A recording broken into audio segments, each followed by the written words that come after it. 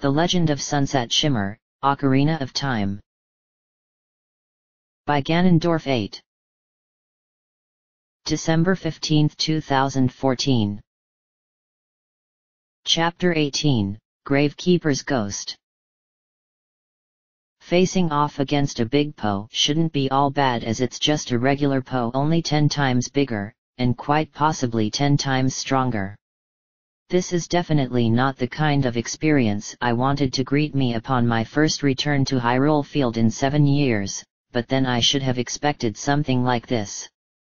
I had no other choice but to get my magic ready, but then it suddenly began to retreat backwards while waving its free hand as though it were asking me for mercy. Just when I thought it couldn't get any weirder, it disappeared into thin air as soon as it was far enough away. "That was awkward," I said. "The owner of the ghost shop did say that big Poes were unusual, and I guess running away from a battle counts. Maybe that's why they are a rare sight to see, as they run away as soon as you discover them, and it's also why the owner is willing to pay so many for its spirit. I wonder how we can catch up to one of them whenever we run into one? Any ideas?" asked Spike. "Considering how fast it was retreating, simply running after it isn't going to work, and none of my magic can grant me the ability to run faster, as that's more of a natural gift for Pegasi than any other pony." Any other pony? I suppose that a horse might be able to keep up with a big Poe, I replied. "If only you could transform into a horse, or at least that hybrid form you became when you faced Ganondorf," said Spike. "I'm not just a mere horse, you know, Spike. My true form is a unicorn, but we weren't the fastest ponies in Equestria, as that was pretty much won by the Pegasi with their wings, and the occasional earth pony, who had strong legs.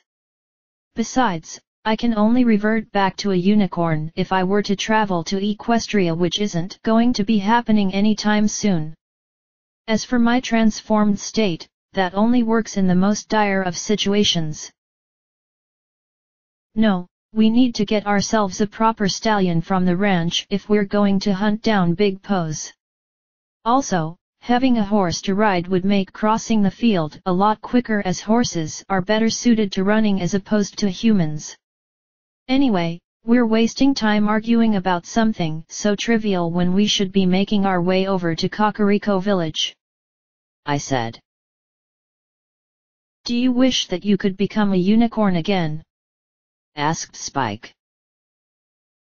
"It's something I've been dreaming about, but I know that I can't go back to Equestria, as there's too many painful memories waiting for me there.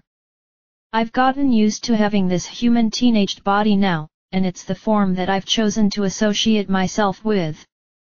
Deep down though, I await the day when I can return to my true home, and be forgiven for my transgressions against Princess Celestia. I feel that my life there would be so much easier if I am able to reconcile with her," I replied. It didn't take long for us to reach the village, and upon entering, it turned out that it hadn't really changed all that much, aside from a couple of additional buildings having been built during our 7-year absence. Dark clouds swirled above in the sky, which indicated that things had changed on a mental level rather than a physical one, and it made me think about the villagers and what they've endured since Ganondorf's rise to power. "Things look peaceful here, Sunset Shimmer," commented Spike.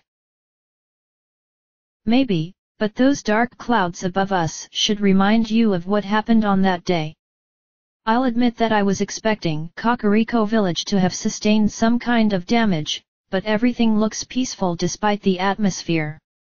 I did notice that a few new buildings have been added, which means that Sweetie Belle and the rest of her fellow carpenters did a pretty good job, even if they lacked direction as she described it," I said. "So where do we go in order to find this skill Shiak told us to get?" asked Spike. "Good question. We might as well just look around for ourselves," I replied. I assumed that everyone had retired for the night, but it turns out that there was at least one person still awake. That was when I noticed a lantern flashing in the distance as though someone was walking amongst the houses. When the light shone in my direction, exposing me to its brightness, it came towards me, making the light almost unbearable, and that was when the lantern was lowered so as to allow me to see without going blind. Standing in front of me was none other than Scootaloo, who was the cuckoo farmer in addition to being a volunteer guard whose job it was to guard the entrance to Death Mountain. It looks like she ended up wanting to do more guard duty seeing as she was walking around at night, or maybe she was forced into the position due to a lack of guards. Halt! Who goes there? Asked Scootaloo. It's just a traveler coming through in order to find something, I replied. Wait. I know that voice from somewhere. You're that girl who sold me the Keaton mask, but that was 7 years ago. It's been an awfully long time since you last came to the village, and how come you look as though you haven't aged a bit? I mean, a good number of villagers haven't aged, but they were adults to begin with, but why are you still just a teenager? Asked Scootaloo. Let's just say that it's a very complicated story, I replied. Fair enough, although I'm not sure if everyone else in the village is going to react as nonchalant as I did. It's nice to see you again after so long, but not everyone here is going to be happy to see you right now due to their mental state. Things have been happening here after Ganondorf assumed the throne and became king. Kakariko village needed more guards to patrol it during the night because of the increase of monsters coming from both Death Mountain and Hyrule Field, so once again I chose to volunteer, although I'm one of the only guards left as the rest were scared away, said Scootaloo. I assumed that you would have quit being a guard in order to resume your job as being a cuckoo farmer, I asked. Oh, that's still my main occupation, even though I am allergic to them as their feathers make me break out in goosebumps. Isn't it ironic that a woman raising cuckoos just so happens to be allergic to them? During the day as of late, I keep watch of my cuckoos, and during the night I'm patrolling to make sure everything is peaceful. In case you were wondering, I do still have the Keaton mask that you sold me, but I don't wear it much anymore, all because of the gloom and doom the village has, replied Scootaloo. What's happened here that's caused so much to change? I asked. There's nothing wrong with the village itself apart from that one thing which happens every night, but a change has occurred to Death Mountain which in turn has affected us down here at the base. We haven't heard any news regarding the Gorons for the last couple of years, and we assumed that they just decided to cut off all ties to the rest of the kingdom for whatever reason they may have had, replied Scootaloo. Just like that? Without any reason? I asked. Pretty much, although we of the village decided not to interfere and inquire as to what was going on up there in Goron City, replied Scootaloo. So what about this one thing that happens here in the village at night? I asked. Do you remember Dembe the Gravekeeper? She used to be the village's gravekeeper whose job it was to maintain the graveyard so as to appease the spirits of those who have died over the years. Sadly, she passed away about 3 years ago due to a terrible illness which plagued her, although she never did reveal it to anyone until it was too late to save her. I guess she didn't want her illness to be a burden when it came to doing her job, so she kept it all to herself.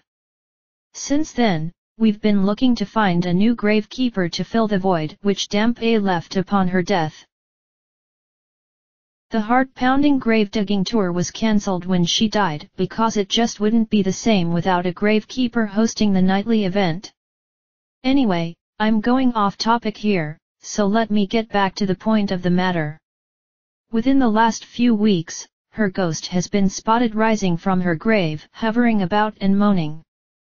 Her very presence has been scaring the villagers so much that they refuse to enter the graveyard," replied Scootaloo. "Maybe she's trying to reach out to someone," I suggested. "According to the witnesses who have seen Dampé's ghost, they all say that she was holding some kind of treasure as she floated about the graveyard before returning to her grave. Dampé never had much in the way of possessions during her life with the exception of something she discovered when she was digging up some dirt to make way for a new grave. She always said that she would never let anyone take it away from her, and that she was going to keep it for the rest of her days. When she was buried in the graveyard, her final instructions stated that the treasure was to be buried with her so that she could always keep it even after death. If I recall correctly, there was something she wrote in her journal which said something about being able to acquire this treasure," said Scootaloo. "Do you recall what the treasure was?" I asked. "Some kind of tool which was able to stretch and shrink according to what Dampé described whenever anyone asked. By the way, you look as though you have just come from Hyrule Castle Town given that you have some small bits of debris on your tunic. I'm surprised that anyone wanted to visit that place after it was destroyed by Ganondorf when he assumed the throne. Either you wanted to go there in the hopes of finding some left-behind treasure, or you came from there somehow," replied Scootaloo. "It's kind of difficult to explain as it involves a lengthy story which may not be all that pleasant, but I'd rather not talk about it to be honest as it brings up some painful memories for me. Anyway, I'm actually glad that you brought up Hyrule Castle Town as I was told by the man who owns the ghost shop that the villagers might know what happened when the town was destroyed," I said. "The ghost shop owner? He was always a strange one, but he's right in that we do know what happened. When Hyrule Castle Town was destroyed after the castle had fallen, many of the townspeople perished as a result of Ganondorf's fury while others simply vanished without a trace. As for those who managed to survive the ordeal, they were welcomed into the village where they could attempt to rebuild their lives. We always believed that the village would one day become a city, but we never expected it to be as the result of accepting refugees from town," said Scootaloo. It must be really hard for her to have to be reminded of what had happened even if she was the one who brought it up to begin with. To think that so many lives were changed forever all because of what one man wanted, and what one girl wasn't able to do. Things could have been much worse than this, but even so it was still pretty bad. That was when I noticed Scootaloo was looking at something she was holding in some kind of bag on her stomach which looked really weird from where I was standing. "What are you doing?" I asked. "I was just making sure that this little fellow here was all safe and sound," replied Scootaloo. She then tapped on something moving about in her bag, and up popped the head of a cuckoo which looked a lot smaller than the average-sized cuckoo I've seen all over Hyrule. But, didn't she say that she was allergic to them, and that coming into contact with them gives her goosebumps? Why would she risk her own health by carrying a tiny cuckoo around with her especially when her job is to be on guard? "Now I know what you must be thinking. How is she able to be so close to a cuckoo without breaking out in goosebumps? That's because this is a special kind of cuckoo which I bred in a way that prevents me from suffering from any allergies. This is a pocket cuckoo, and despite the name and size, its crowing is as powerful as a regular-sized cuckoo.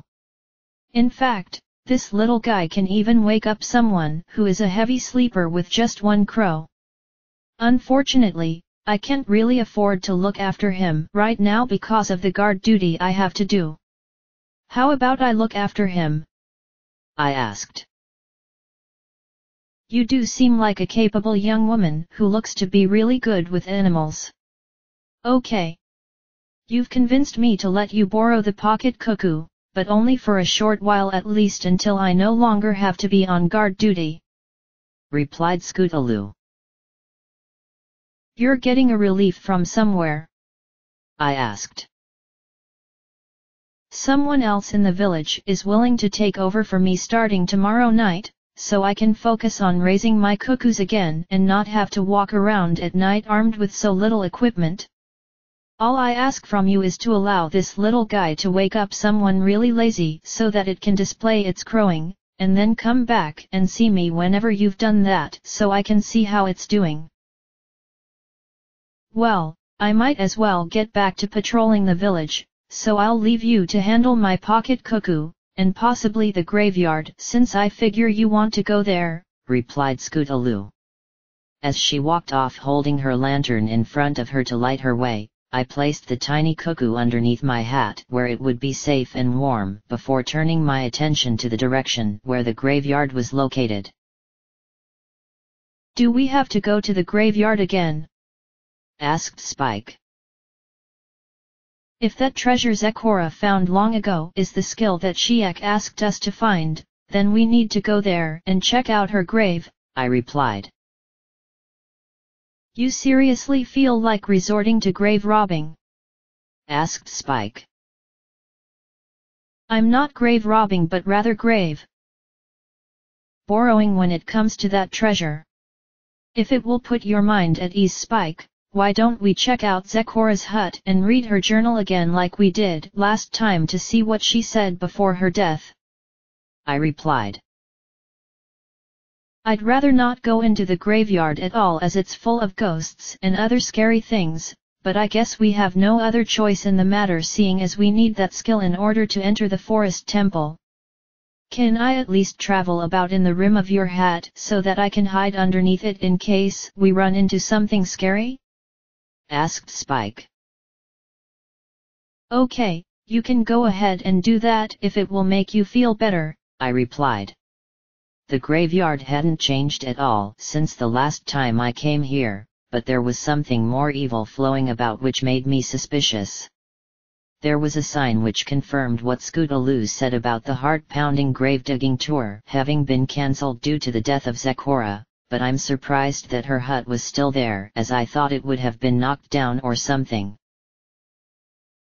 Going inside, I discovered the same journal on the desk, but this time there were several entries to be found on the open pages instead of just the one. It looks like Zecora certainly had a lot to say during her final days, and maybe it will give us an idea as to what we need to do next. You're going to read her journal again? Asked Spike. I don't think she'll mind this time seeing as she's been gone for 3 years. Now let me see what we've got here. My illness has taken a turn for the worse, which means that the chances of me surviving are slim. I guess it's my punishment for not revealing to the rest of the village that I was suffering for years in silence, but how could I have informed them of my plight? Most of them view me as an oddity just because of my choice of lifestyle. Then again, that could just be what I think as I never really took the time to get to know any of them. Sounds like she was having some kind of conflicting issues with the other villagers. I've mere days left now before I die, and I have no regrets aside from wanting to let the others know sooner about my condition. I thought they would mock me, but instead they felt sorry that I wasn't going to be around for much longer. All these years I could have spent basking in the sunlight and warmth, but instead I chose to wallow in the night and cold. What a fool I've been. As my illness weakens me, I must decide on what to do when I am finally gone. Perhaps the others will fulfill my final requests despite not knowing much about them. Then I guess this is the part that we need to read. If you are reading this message, then it means that I have passed on. I ask that you meet me inside of my grave. I will allow you have my stretching shrinking keepsake. I'll be waiting for you under the gravestone marked with an X. Damp A, looks like we have our answer. And it involves grave robbing, moaned Spike. Not really, as she told us to enter her grave, so I see it as fulfilling the remainder of her request, I said. I suppose that's true, but where is her grave located? asked Spike. We just need to find the one among them that has an X marked on it, and that is her one according to her final journal entry, I replied.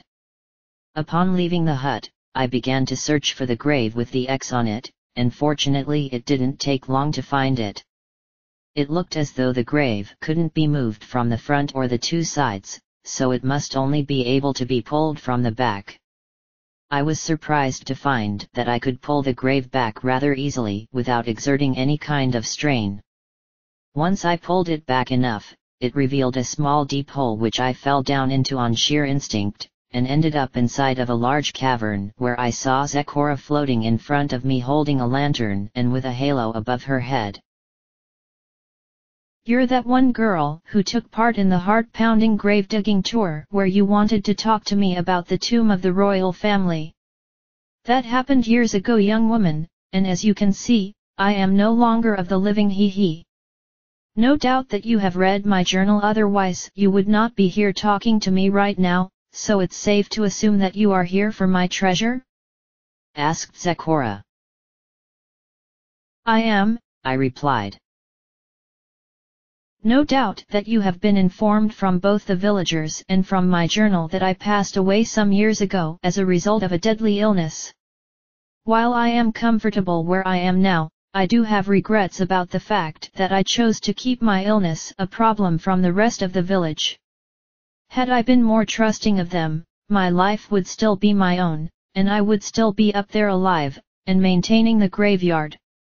In death, I have learned many new things which I didn't before, said Zecora. I'm sorry that you passed away during these past 7 years, I said sadly. There is no need for tears, young woman, as I am perfectly fine where I am now, for this was meant to be all because I was stubborn to the very end. At least I was able to learn that the villagers loved me despite my way of doing things, and that they were able to fulfill my final requests, which is what now brings me to you. I may not look like it, but I am rather fast on my feet despite being a ghost. You have come here in order to claim the treasure which I discovered many years ago, but if not, then you are here for the wrong reasons. Oh no, said Zecora. That treasure is something I need to save Hyrule, I said. I will allow you to claim my treasure as I no longer need it in the afterlife, but I will not allow you claim it without a challenge. You must prove your worth if you desire my prize, and so I shall see if you are up to size. I want you now to follow me through this maze full of dangers, and if you can make it to the end within the time limit, then my treasure will be yours. If you manage to reach the end in under a minute, you will receive an additional prize as well as my keepsake. Now follow me if you can, and don't get lost along the way, otherwise the darkness beyond will make you pay, said Zecora. She then began to float backwards at a rather fast pace, and I immediately ran after her in order to win what I needed to help out Fluttershy. As I ran through the dark passageways keeping up with Zecora, getting freaked out by the moans of the undead, and avoiding the fireballs she was flinging my way, I had to give her props for continuing her occasional rhyming despite what ended up happening to her. Running through this cavern wasn't what I would call fun or even pleasant given the miserable atmosphere, but I had to endure if I wanted that treasure.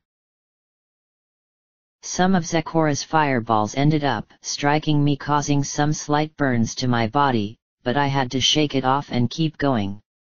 Eventually, I reached a large cavern where the pathway ran up a twisted hill, and I felt that I was about to run out of time, so I decided to do something a little risky. It was a magical tactic which I never tried before, but I figured on doing it now or else lose. I placed my hands behind me and concentrated my magic onto them before I found myself bursting into the air and across the wide gap of nothingness like I was some kind of rocket. The landing could have been better as I did smack into the wall at the top of the cavern, but I was able to enter a small room by simply rolling into it. Hey! That was certainly unexpected, I said. Such a risk you were willing to take by flying over that crevasse, but the reward it seems was worth it in the end. Of course, if you had failed in your calculations, you would be plunging into a bottomless abyss, and for that everyone in this world would be amiss. Anyway, you managed to make it here in less than a minute by using your unusual means of making it up that hill, so here is your reward. This is a piece of heart which I dug up about a year before I died, and I kept it down here hoping that someone would be able to earn it by beating my challenge. So here, take this piece, and use it in order to strengthen yourself upon its release, said Sakura. She lifted up her lantern and a piece of heart dropped in from the ceiling in front of me, and I picked up, which gave me the familiar warm feeling that happens every time I obtain one. It felt good to be able to feel the warmth of one of these things, as it feels like I haven't experienced it in 7 years. I guess this also means that I receive that treasure of yours you found years ago, I said. Yes, my stretching shrinking keepsake. For so many years I held on to it believing it to be mine because I found it while digging, but in truth I had no idea how it was meant to be used other than it could stretch and shrink accordingly. I suppose that my stubbornness prevented me from giving it away as I was just thrilled about it, but at the same time if I had given it away, you would not be able to receive it this day. You might say that fate certainly had something in store for you, young lady. Anyway, this item is known as the hook shot. It's a spring-loaded chain with a large spike attached to the end which fires off from the base for a short distance before it retracts itself back to you. If you latch the spike onto an appropriate target, you can pull yourself to that target, and even reach places that you couldn't before. The hook shot can also be used as a weapon, although it will only be effective against monsters that have vulnerable spots on their bodies. Finally, you should remember that the chain can only go so far, so don't think that you can fire it from any distance. Now the time has come for me to say goodbye, as this is where I must remain, and you must travel upwards towards the sky, said Sakura. Why not just go back the way I came? I asked. The way back would only lead to your death, as surely you heard the moans of the undead while you were chasing me, replied Sakura. I did, and as I followed you throughout the passageways, I couldn't help but feel that they were getting louder and louder as though they were trying to let me know that they were there, I said. That has to do with the dark secret of the graveyard, said Sakura. Does it have to do with a temple? I asked. How did you know? Asked Sakura. My fairy partner, who is hiding in the rim of my hat, told me some things about the temple, but I don't really know all that much, to be honest, I replied. Then allow me to inform you as to what you need to know. The temple that exists beneath this graveyard is one where the bloody history of this kingdom has been recorded for eternity. All of Hyrule's conflicts resulted in the loss of life, and the spirits who perished in the name of war linger about in this temple, empowering their hatred for the greed and corruption that exists. Among the denizens of the undead, there is one that serves as a king of sorts in that it alone holds more power than any other spirit, but right now it's harmless for having been sealed behind a powerful barrier. However, the ascension of the evil king who rules the land has caused the barrier to grow weaker over these past 7 years, and the shackles of this shadow spirit are on the verge of breaking. No one knows when the spirit will be free once again to wreak havoc upon the land, but what is known is that it is inevitable, said Sakura. How do you know so much about all of this? I asked. I'm part of the undead world now, young lady, and because of that I've learned much about what goes on deep beneath the graveyard. I wouldn't allow it to get you though, as it's something that you don't need to worry about right now, but instead you should worry about the evil that used to be within you, replied Sakura. You mean the she-demon I once became? I asked. The evil that covers this world in darkness affects everyone, whether they are of good or evil, and you yourself have been affected, although you did not know it yet until now. I'm not sure what you mean by she-demon, as that is something which I don't understand, but I would watch where you walk from now on, as the evil of the world has been known to create some unusual situations. With that last piece of information now in your possession, I shall return to my place of rest, but you can always come back here again and take on my challenge if you want to see if you can beat it in an even faster time, replied Zecora. She then vanished into a burst of fire, which resulted in a large treasure chest materializing nearby, which no doubt contained the skill I needed to access the forest temple. I opened the chest, and inside it was the hook shot, which I took out and held it in my hands, where I gazed at it for a while just because it was really cool looking. I take it that you overheard all of that? I asked Spike. Is it safe to come out? Asked Spike. You can come out now, as there are no ghosts or other undead creatures in here, I replied. That's a relief, as I just can't stand being around in this graveyard, let alone being underneath it. With that hook shot, you should be able to reach heights that were previously inaccessible before, like the entrance to the forest temple for example. I'm sure that there are other places that you can reach by using this item, and here is some extra information which the Gravekeeper didn't tell you about. The hook shot can be used as a boomerang in that it can grab items out of reach and bring them towards you, but you need to realize that the chain only goes in a straight line. It's not able to curve at all, so make sure that you don't try to use it in a weird fashion. Damp A said that there was no way back the way we came, and I'm okay with that, as there's no way I want to go through there again with the undead monsters, said Spike.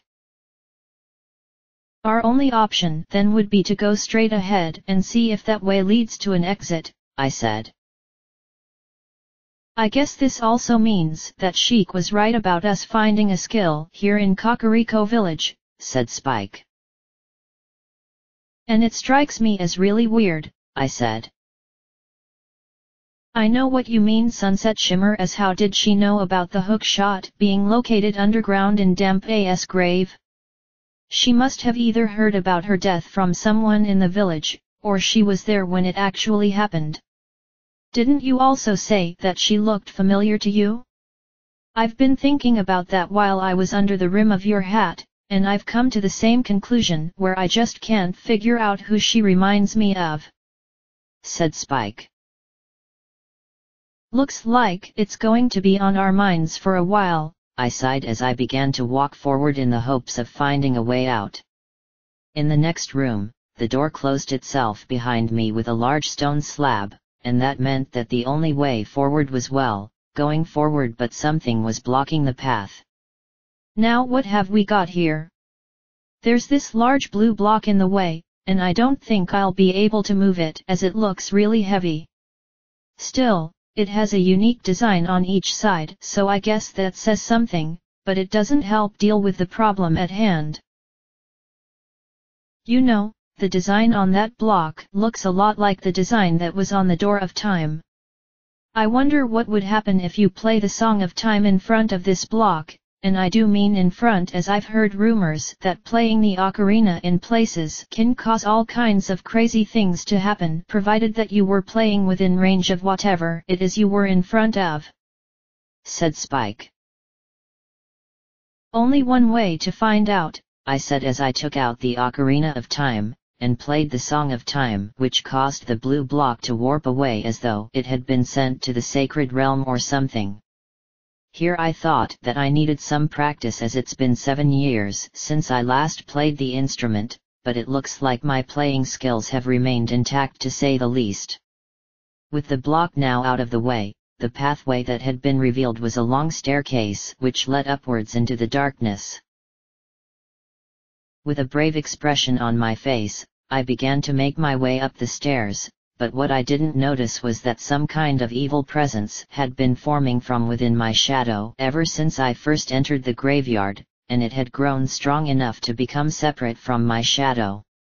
I had no idea that this shadowy presence was going to cause me nothing but trouble during my journey from that point on.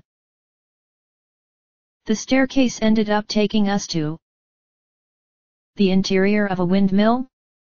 Asked Spike. What would a windmill be doing in a graveyard?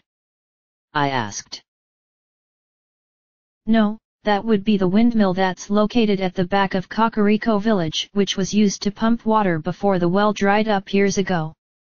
It's strange that an underground path is connected to this place of all locations, but I don't care as it means that we're out of the graveyard.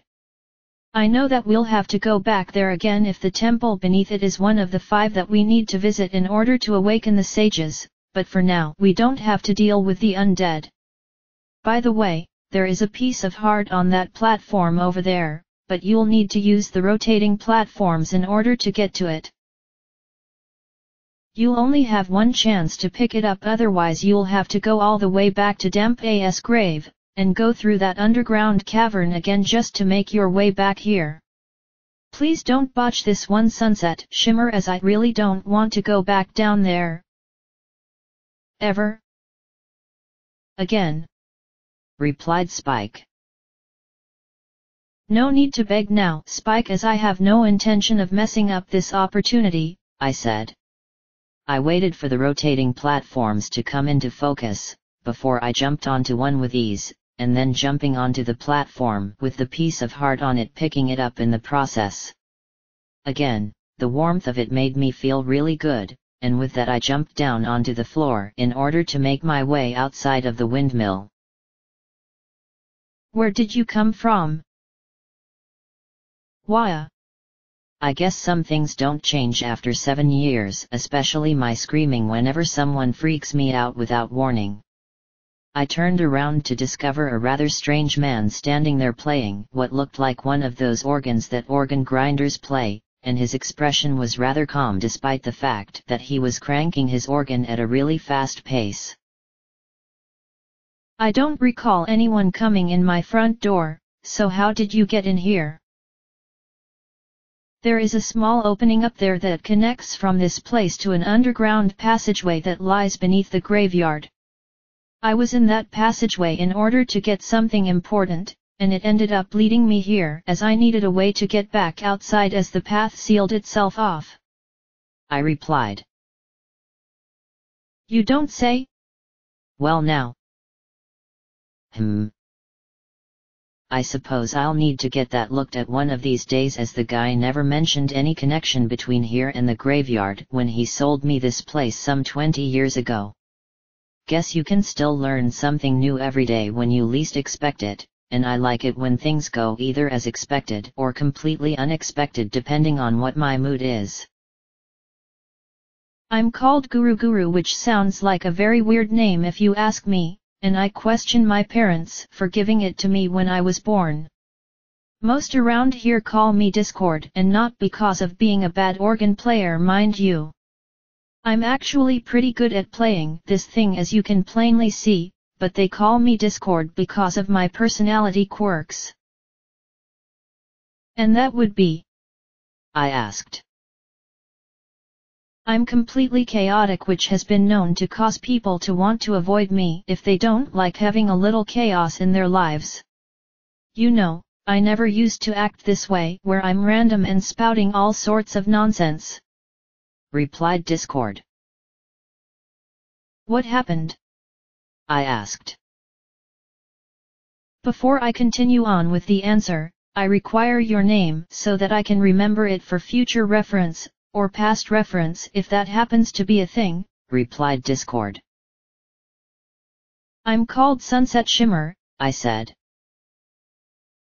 Sunset Shimmer, you say? That name sounds really familiar, as though I've heard it somewhere before. Oh well, I suppose it isn't important if I can't exactly remember it now, can I? Oh yes. Why, I've changed from the way I used to be. Around 7 years ago, I was a calm and civil man who wanted to create a musical theme for this windmill which had to do with going around and around and around. Even though I was able to figure out the lyrics for this music, I never was able to come up with the right kind of music. One day, this strange girl came into the windmill with an ocarina and played a weird song that messed things up.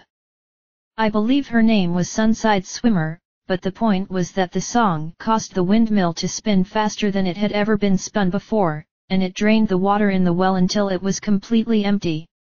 I tried to find a way to stop the windmill's erratic spinning, and maybe restore the lost water, but nothing worked no matter how hard I tried," said Discord. "What did this Sunside Swimmer wear?" I asked. "She wore some kind of green tunic like what you've got on right now, but she wasn't nearly as stylish as you are." Because of that girl's actions, my mind slowly fell apart, and I ended up becoming the chaotic person that you see before you. Oh, I'm not mad if that's what you're thinking, but rather I'm happy as she did me a great service by enabling me to become the kind of man that I believe I was meant to be. The other villagers though didn't like my crazy antics, so they choose to avoid me by leaving me to my own devices, but I don't have any inventions of the sort in here aside from my organ. Sometimes I wonder whatever happened to that girl, as I really want to thank her for what she did for me, yet the villagers probably want to throttle her for unleashing my wild side in the first place," replied Discord. "I see," I said as I suddenly felt limp. It was pretty obvious that this Sunside Swimmer was in fact me, which means that I caused the water in the well to drain in addition to causing the windmill to spin out of control before it eventually returned to normal. But then, this posed an interesting question. How could I have caused these problems to happen in the first place? For one thing, I never visited this windmill when I was here years ago, as it never once crossed my mind. Second of all, even if I had visited, there was no way I could have messed things up by playing a song, as I don't recall being taught anything that had to do with the windmill. And the third thing that came to mind was that what significance could there be gained by draining a well in the middle of the village? I wonder if this Discord character would react to me in the right manner if I pulled out the Ocarina of Time and attempted to play something. Worst case scenario? He ends up being even more crazy and chaotic than he already is. Best case scenario? I learn something which may not be all that useful, but it could be beneficial later. "Are you okay?" asked Discord. "I'm alright, just thinking in my mind about something, and coming up with an answer which hopefully will give me something that may prove to be useful sometime in the future," I replied. I then took out the Ocarina of Time hoping that he would react, and sure enough his eyes opened wider than usual, which was what I was hoping for. "It looks like I've stirred up something in your mind if your eyes reacted in that fashion, all because I took out a small instrument." "Is that an ocarina? You have an ocarina too? What the heck?" It's both a coincidence and a reminder of what happened on that day 7 years ago when that girl came in here and messed everything up. "I'll never forget this song as long as I live," said Discord.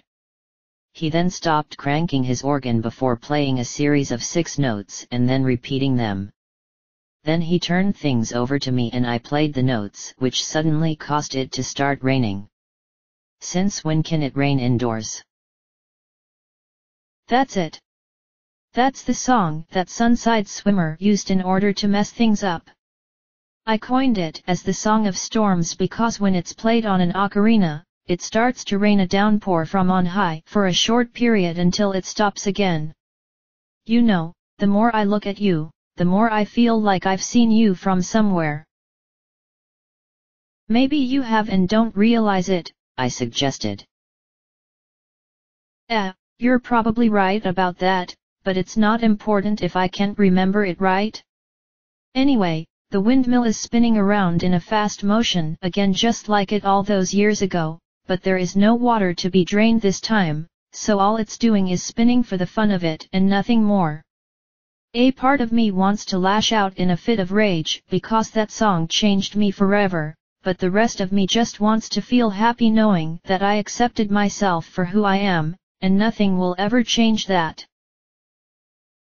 I see that you were going to leave when I first caught you by surprise, so maybe you'll come back whenever with that ocarina of yours, and we can play some kind of duet? This organ may not look like much, but it can play a really mean tune when it needs to," said Discord. "I'll see if I can find the time," I said. "Just come on by whenever you have a free moment, as you look to be really busy being an adventurer," said Discord. He then resumed playing his organ by cranking the handle at a rapid pace once again, and I simply walked backward with an awkward smile on my face as I left the windmill without looking back on it. I managed to learn my 6th song for the ocarina, which was a nice surprise, but I still wonder how I was able to do something when I never even did it in the first place. Does this mean that I'm going to be affected by the dreaded time paradox? It's best not to think about it, otherwise I'll just get a headache out of it. "So somehow we managed to do something to this windmill 7 years ago?" asked Spike. "That's what that guy in there said, which makes no sense at all," I replied. "I'm sure you've already thought about it already, but this feels like one of those time paradoxes where an event from the past hasn't happened, and somehow it became relevant in the present day as though it did happen. It's a shame though that there's nothing we can do about it, Sunset Shimmer, because what happened in the past is something that you and I have to live with for the rest of our lives. By the way, did he seriously think you were named Sunside Swimmer? I know that it sounds similar to your name, but who would ever be named something like that?" asked Spike. "If anything, I should be grateful that he didn't recognize me, otherwise he might not have been as kind as he was. Roru and Sheik did say that people may remember what happened back then and blame me for not stopping Ganondorf, but in this case what happened with that Discord, or Guru had nothing to do with the King of Evil. I'd say that we got off lucky with this one, Spike," I replied. "But can you be sure with everyone else?" asked Spike. "No, I can't," I replied sadly. "Don't worry about it, Sunset Shimmer. I'm sure that we'll be able to get around those problems when we get to them. You do look exhausted now that I think about it, as you did run an awful lot underground, and being hit with fire doesn't make it any better. We still have about half of the night to go according to the position of the moon, so how about we sleep out here for the night, and leave the village as soon as the sun comes up?" asked Spike. "I'd rather not take the chance of anyone recognizing us, but I do agree that I could do with some sleep, and so could you, seeing as you were pretty uncomfortable down there under the graveyard. Why don't we go outside into Hyrule Field and sleep under that one tree just outside of Kakariko Village?" I asked. "That makes more sense, plus these dark clouds are really depressing," added Spike. With our minds made up, we began to make our way towards the exit of the village with a new weapon in tow, and wanting to get some sleep before we decide on where to go next in this new world.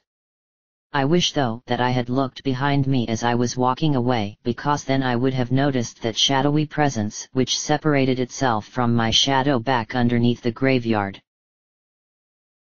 It then began to change its shape from being a mere blob to a form that sort of looked like me, but more evil, more heartless, more demonic.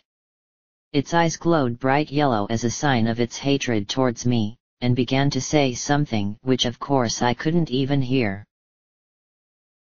"Demon, you were me once but gave up. Embraced friends. Need hatred. Salvation. Sunset Shimmer." Chapter 19, Steed of the Unicorn.